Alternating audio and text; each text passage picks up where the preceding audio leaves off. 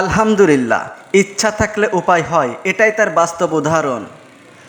আমাদের বাঘারপাড়া উপজেলা থানা নির্বাহী কর্মকর্তা ভূপালী সরকার ম্যাডাম তার নিজ উদ্যোগে কত সুন্দর করে আমাদের বাঘারপাড়া চিত্রটা ফুটিয়ে তুলেছেন। দেখুন, এটি বেশি দূরে নয়, আমাদের বাঘারপাড়া উপজেলা সেই পুকুরটাকে রঙিন মাছে সাজিয়ে দিচ্ছেন আমাদের থানা নির্বাহী কর্মকর্তা ভূপালী সরকার ম্যাডাম।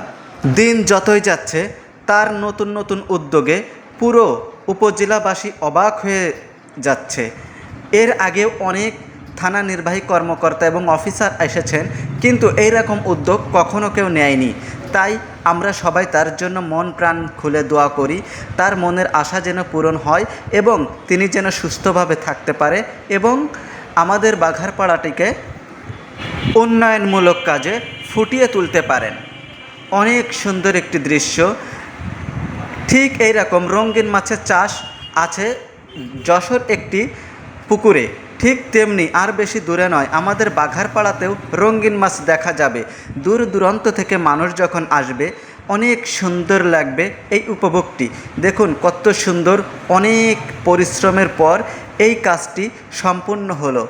সবাই তার জন্য দোয়া করবেন এবং আমাদের বাঘারপাড়া যেন আরও উন্নত হয় সেদিক আমরা সবাই মিলে খেয়াল রাখবো ইনশাআল্লাহ।